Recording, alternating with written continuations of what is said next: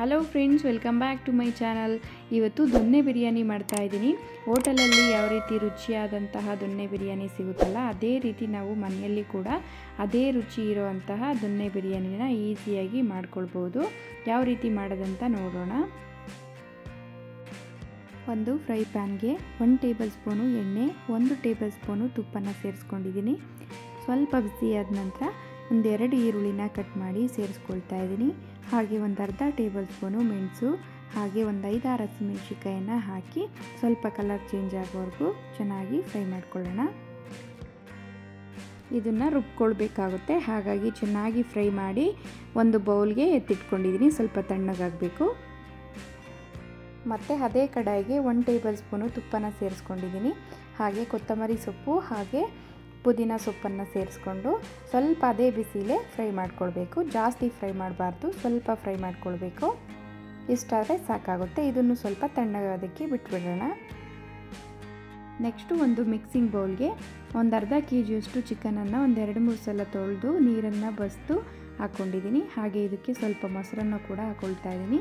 ಸ್ವಲ್ಪ ಒಂದು ಅರ್ಧ ಟೇಬಲ್ ಸ್ಪೂನು ಅಚ್ಚ ಪುಡಿ, ಹಾಗೆ ಒಂದು 1/4 ಟೇಬಲ್ ಸ್ಪೂನು ಅರಿಶಿಣವನ್ನು ಹಾಕಿ ಚೆನ್ನಾಗಿ ಮಿಕ್ಸ್ ಮಾಡಿ ಸೈಡಲ್ಲಿ ಎತ್ತಿಟ್ಕೊಳ್ಳೋಣ ಇದನ್ನು.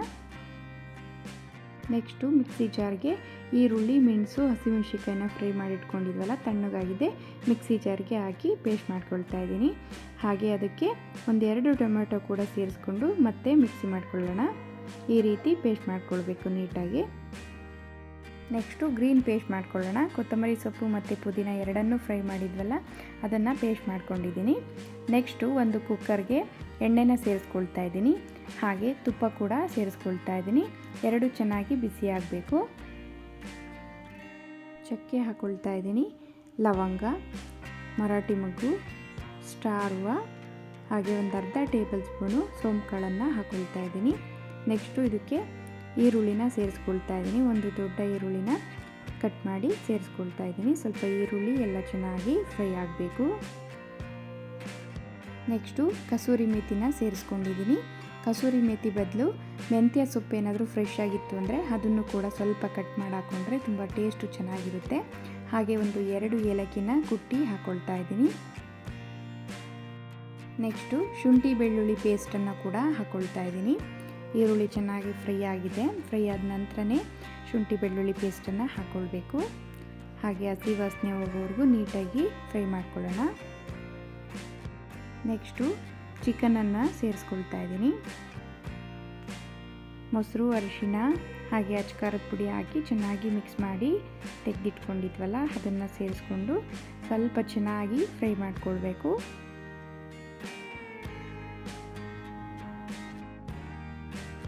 ನೆಕ್ಸ್ಟ್ ಇದಕ್ಕೆ ಮತ್ತೊಂದು ಸ್ವಲ್ಪ ಅರಿಶಿಣ ಕೂಡ ಸೇರಿಸ್ಕೊಳ್ತಾ ಇದ್ದೀನಿ. ಹಾಗೆ ಒಂದು ಸಲ ಚೆನ್ನಾಗಿ ಮಿಕ್ಸ್ ಮಾಡ್ಕೊಳ್ತಿದ್ದೀನಿ.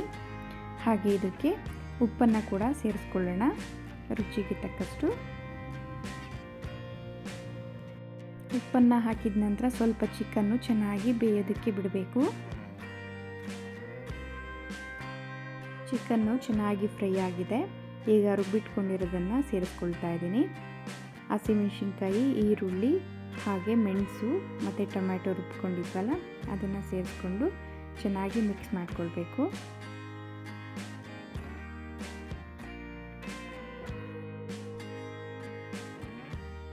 ನೆಕ್ಸ್ಟ್ ಇದಕ್ಕೆ ಪುದೀನ ಮತ್ತು ಕೊತ್ತಂಬರಿ ಸೊಪ್ಪನ್ನು ರುಬ್ಕೊಂಡಿದ್ವಲ್ಲ, ಆ ಪೇಸ್ಟನ್ನು ಕೂಡ ಹಾಕ್ಕೊಳ್ತಾ ಇದ್ದೀನಿ.